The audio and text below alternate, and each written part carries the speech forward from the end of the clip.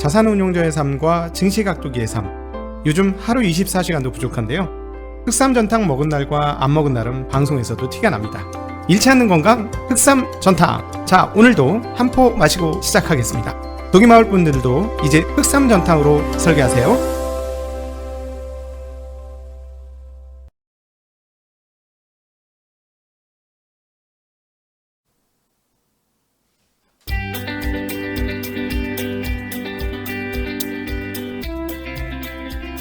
닭이사는 증시 각도기. 안녕하세요, 증시 각도기 시청자 여러분, 투자자 여러분, 도기마을 여러분, 반갑습니다. 9월 9일 목요일 아침이 환하게 밝았습니다. 미국 시장은 소폭의 조정을 보여주었고, 달러는 강세, 채권도 강세의 모습을 나타내 보여주었습니다. 그러나 큰 폭의 변동성이 아니었기 때문에 시장 자체로는 어떤 시그널을 주는 그런 시장은 아니었다라고 볼 수 있겠고, 오히려 그 연준 총재들, 특별히 중요한 연준 총재죠. 뉴욕 연준 총재의 발언을 통해서 이번에 올해 그 미국의 테이퍼링이 어떻게 진행될지에 대한 힌트를 얻는 그런 시간이었다라는 게 오늘 더 미국 마감에선 더 중요한 상황이 된 것으로 판단을 합니다. 그래서 오늘은 이것을 중심으로 여러분들한테 하나하나 설명드리도록 하겠고요. 그리고 지금 현재 상황들을 어떻게 봐야 할 것이냐 해서 제가 오랜만에 한번 차트 펴놓고, 차트 잘 안 보는데 그럼에도 불구하고 의미 있는 차트가 좀 있어서 심리 차트이기도 하거든요. 그래서 이 부분을 놓고 여러분들과 하나하나 이야기 나누도록 하겠습니다. 자, 오늘 그 전일 대비 시장은 되돌리었는데 저는 이런 생각이 들어요. 오늘 그냥 숨 고르기구나. 왜냐하면 지금 10년물 국채금리 같은 경우는 굉장히 빠른 속도로 금리가 올라갔었잖아요, 전일까지. 그러니까 너무 급했거든요. 그러니까 조금 한번 좀 쉬는 타이밍이에요. 근데 만약에 이게 다시 1.3 밑으로 떨어지면 도로아미 탑을 어제 말했던 너 잘못 생각했네, 각도기 웃겨 아주, 이렇게 할 수 있는 거지. 뭐냐면 인플레이션 웃기고 있네, 이렇게 되는 건데, 이 부분들이 다시 올라가면 진짜 인플레이션 있는 거라고 보셔야 될 것 같아요. 여기서 이제 숨고르기 한번 하고 다시 1.4를 넘어가는 상황들 이렇게 하면서 은근하게 금리가 계속 오르면 이거 조금 이상하다라고 생각할 수 있을 거고, 1.4가 넘어가면 박종현 부장님 모시고 와서 금리 관련된 이야기 한번 나누도록 하겠습니다. 자, 어찌되었건, 지금 상황들에 대한 시장 흐름들을 한번 살펴보기 위해서 VIX라는 지수가 있어요. Volatility, 즉 그게 뭐냐면 변동성을 보여주는 그런 지수인데요. 이 변동성 지수를 어떻게 해석해야 되는지에 대해서 오늘 말씀드릴게요. 이거 상당히 유효하거든요. 상당히 유효한 거기 때문에 이거는 오히려 저는 인버스보다는 이거는 투자할 만하다 봐요, 개인적으로. 이걸 3배씩 이런 걸로는 아니지만, 이게 이제 VIX도 ETF 가로 나와 있거든요. 그래서 오늘 이 VIX 지표에 대해서 한번 여러분들에게 설명드리도록 하겠습니다. 자, 차트 한번 보시죠. 자, 이게 이제 VIX 지수에서 변동성 지수, 저게 위로 올라가면 변동성이 커졌다라는 거고, 밑으로 빠지면 변동성이 약하다라는 건데, 저건 최근 일주일간의 흐름을 보여주고 있습니다. 변동성이 계속 올라갔었죠. 지수가 올라가는데도 불구하고 변동성이 올라갔어요. 근데 보통은 지수가 올라가면 그렇지 않습니다. 그래서 한번 살펴보면, 자, 지난 1년간의 흐름 보죠. 지난 1년간 지수가 계속 올랐잖아요. 그러니까 밑으로 계속 줄줄줄줄줄 이렇게 흘러내려요. 근데 자, 저 위에 이렇게 폴딱폴딱 섰던 거는 시장이 불안정했을 때죠. 근데 보통 시장이 불안정했을 때는 언제냐?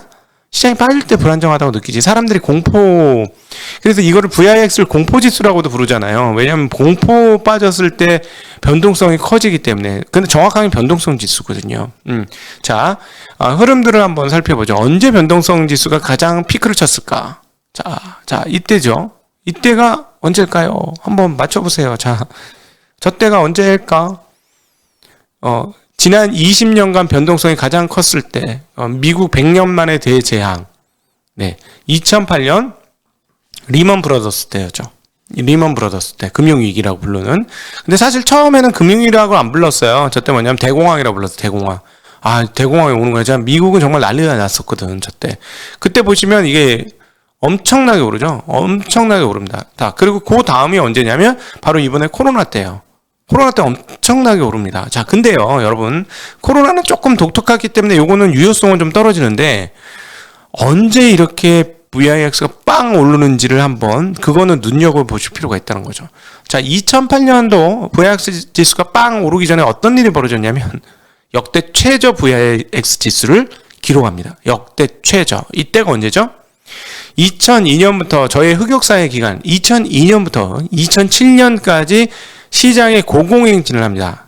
정말 대완화의 시기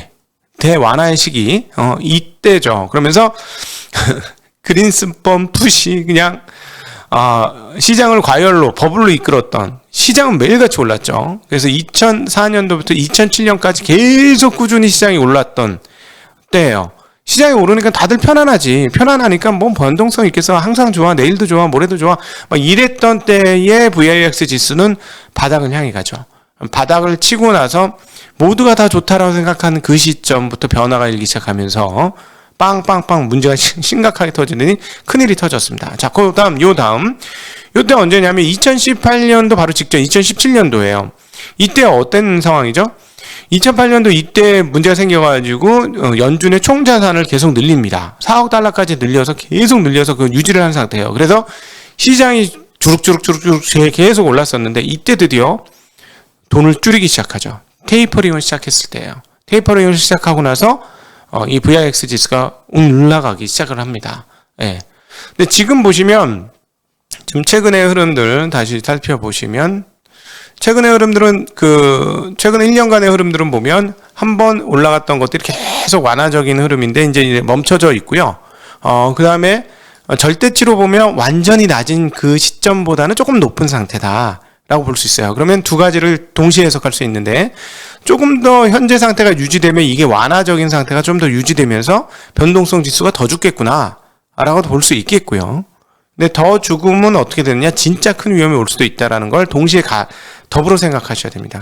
VIX 지수가 너무 낮다, 너무 역사적으로 저점 수준이다라는 건 조금 문제가 될 수도 있다라는 거 감안을 해주셔야 되겠고요.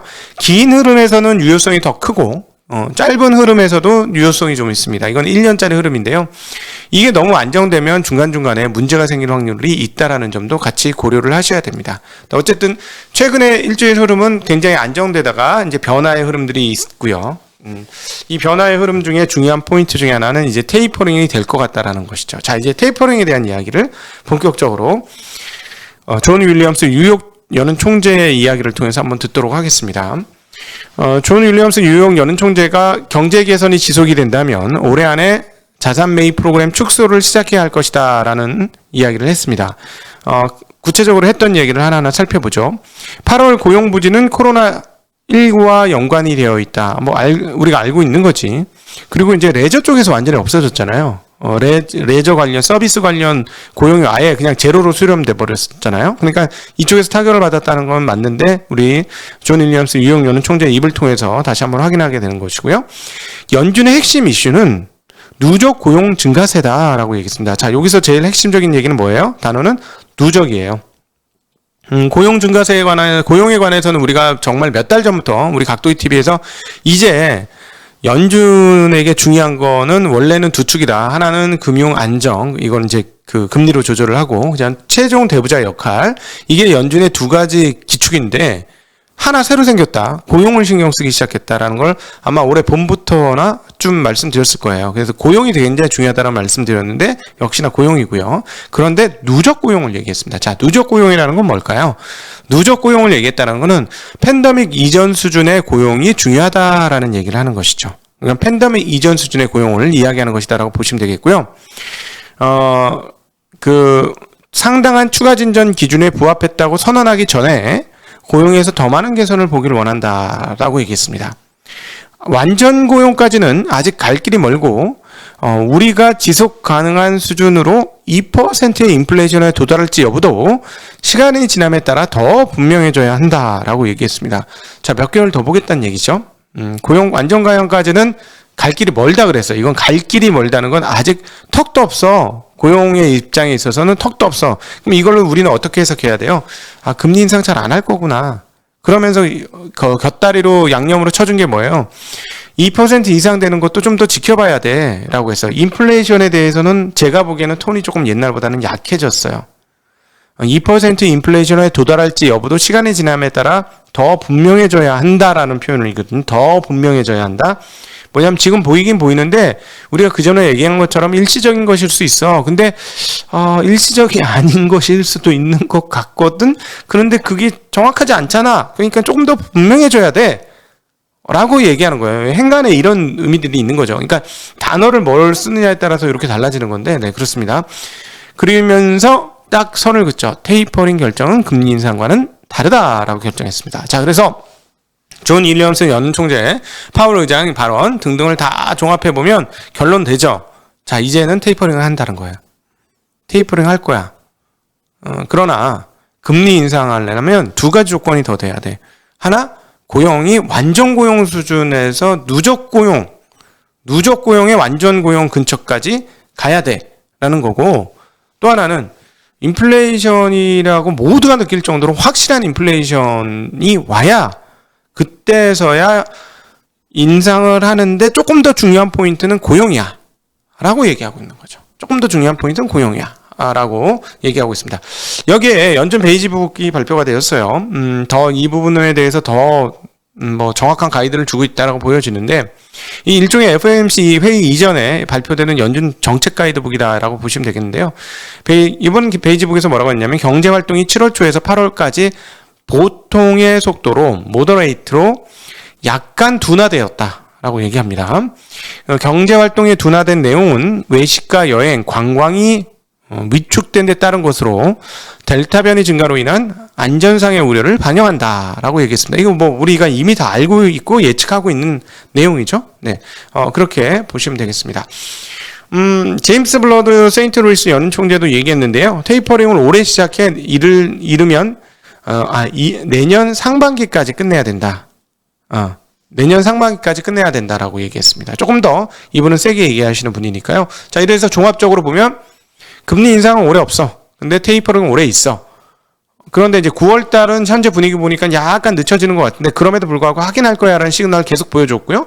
바로 이것이 작년 연초에 올해도 계속 얘기했던 테이퍼링 하기 전에 우리는 충분한 시장에 시그널을 줄 거야 했던 것이 이런 과정들인 것 같습니다. 이게 일종의 시그널을 주고 있는 행위다라고 보시면 될 것 같고요. 자, 부채 제넷 옐런이 제넷 옐런 재무장관이 의회에 부채 한도를 상회해달라고 재차 요구했다고 합니다. 미 하원 의장에게 보낸 서한에서 10월에 비상조치가 소진될 것이며, 부채 한도 상향이 미뤄지면 미국 경제와 글로벌 금융시장에 돌이킬 수 없는 피해를 가져올 것이다 라고 경고를 했습니다. 자, 요 부분이 만약에 10월 달에 진짜 부채 한도 협상 안 되면 10월 달에 의회에 한번 폭탄을 맞으면서 VIX 지수를 빵 띄울 요인 중에 하나가 요게 하나 남았죠. 8월은 비상조치를 다 준비했기 때문에 무난하게 넘어갔는데요. 자, 그러면 미국의 의회 패거리 상황들을 좀 봐야 되겠죠. 공화당 의원들이 어느 정도 협조를 해줘야 되는 게 핵심인데요. 이번에 바이든 정부의 3.5조 달러 지출 법안에 대해서 공화당 의원들이 계속 클레임을 걸고 있습니다. 김성수 애널이 밝힌 내용에 따르면 부채 한도 조정 또는 유예를 하는 것에 대해서 상당히 반대를 하고 있는 그런 분위기가 공화당 쪽에 있다고 하고요. 10명 정도의 공화당 의원이 상원에서 동의를 해줘야 한다고 합니다. 그런데 지금 현재 미국 상원은 어떻게 편성이 되어 있냐면, 공화당이 50명, 민주당이 48명, 친민주당 성향의 무소속 의원이 2명이 있다고 합니다. 그런데 공화당 의원 50명 중에 46명이 공개적으로 부채 한도 조정에 반대를 하고 있다고 합니다. 반대를 하고 있다. 예. 근데 이제 예산 조정 절차를 통해서 부채 한도 조정을 강행할 수는 있다고는 합니다. 근데 이미 3.5조 달러의 인프라 예산안을 단독으로 강행 처리를 했기 때문에 쉽지 않을 수 있다. 단독으로 처리하기는. 그래서 공화당의 협조가 좀 필요한 상황인데 어떻게 해야 될지 잘 모르겠다라는 의견을 하나의 김성수 애널이 주셨는데, 아무래도 그래도 공화당조차도 이것을 발로 차기는 힘들 것이다라는 의견도 동시에 주셨습니다. 자, 이상으로 오늘 미국 시장 마감 정리해 보도록 하고요. 이후에 어제도 아주 질문이 많으셨어요. 그래서 질문에 답하는 것도 좀 의미가 있는 것 같아서 오늘도 조금 빠르게 정리를 하고 여러분의 질의응답 시간을 함께 갖도록 하겠습니다. 이 질의응답 시간은 향후에 녹화본에서는 나오지 않습니다. 생방송으로 9시까지만 개봉이 되어지고요. 9시 이후에는 셧다운이 됩니다. 우리도 셧다운해요. 셧다운이 되고 앞던 지금까지 순서까지만 녹음이 되어서 여러분들에게 공개된다는 점을 해주셨으면 좋겠고, 그런 측면에서 이 공개 안 되는 질의응답 시간은 조금 제가 거칠게 또 조금 더 구체적으로도 얘기 드린다는 사실도 더불어 말씀드립니다. 인사드립니다. 안녕.